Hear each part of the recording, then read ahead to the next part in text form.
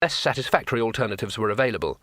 Inserting the offending books in canisters of negatively polarized octyron and sinking them in the fathomless depths of the sea was one. Burial in deep caves on land was earlier ruled out after some districts complained of walking trees and five-headed cats. But before long the magic seeped out, and eventually fishermen complained of shoals of invisible fish or psychic clams. A temporary solution was the construction in various centres of magical lore of large rooms made of denatured octyron, which is impervious to most forms of magic. Here the more critical grimoires could be stored until their potency had attenuated. That was how there came to be at Unseen University the Octavo, greatest of all grimoires, formerly owned by the creator of the universe.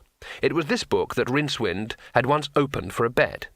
He had only had a second to stare at a page before setting off various alarm spells, but this was time enough for one spell to leap from it and settle in his memory like a toad in a stone. "Then what?" said Two-Flower. "Oh, they dragged me out, thrashed me, of course." "And no one knows what the spell does?" Rincewind shook his head. "It had vanished from the page," he said. "No one will know until I say it. Or until I die, of course. Then it will sort of say itself. For all I know, it stops the universe, or ends time, or anything." Two-Flower patted him on the shoulder. "No sense in brooding," he said cheerfully. "Let's have another look for a way out." Rincewind shook his head. All the terror had been spent now. He had broken through the terror barrier, perhaps, and was in the dead calm state of mind that lies on the other side. Anyway, he had ceased to gibber. "We're doomed," he stated. "We've been walking around all night. I tell you, this place is a spider web. It doesn't matter which way we go, we'll end up in the centre." "It was kind of you to come looking for me anyway," said Two-Flower. "How did you manage it exactly? It was very impressive." "Oh, well," began the wizard awkwardly, "I just thought I can't leave old Two-Flower there, and So what we've got to do now is find this Bel-Shamharoth person and explain things to him, and perhaps he'll let us out," said Two-Flower. Rincewind ran a finger around his ear. "It must be the funny echoes in here," he said. "I thought I heard you use words like find and explain." "That's right." Rincewind glared at him in the hellish purple glow. "Find Bel-Shamharoth," he said. "Yes, we don't have to get involved." "Find the soul render, and not get involved. Just give him a nod, I suppose, and ask the way to the exit. Explain things to the sender of the aim—" Rincewind bit off the end of the word just in time and finished, "You're insane! Hey, come back!" He darted down the passage after Two-Flower, and after a few moments came to a halt with a groan. The violet light was intense here, giving everything new and unpleasant colours.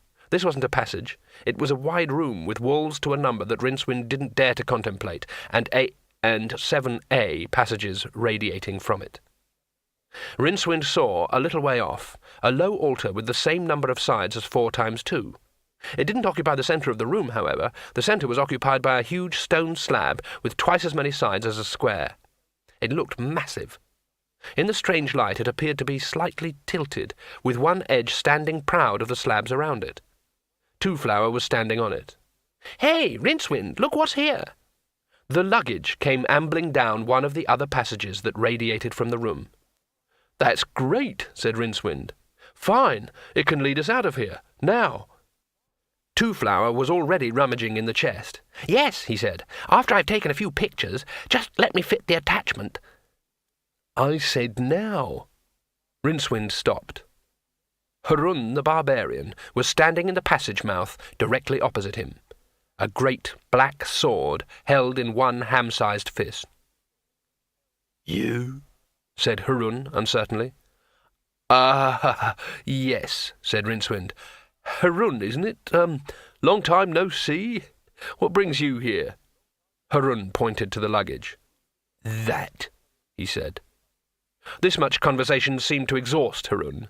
Then he added in a tone that combined statement, claim, threat, and ultimatum, "Mine." "It belongs to Two-Flower here," said Rincewind. "Here's a tip. Don't touch it." It dawned on him that that was precisely the wrong thing to say, but Harun had already pushed Two-Flower away and was reaching for the luggage, which sprouted legs, backed away, and raised its lid threateningly. In the uncertain light, Rincewind thought he could see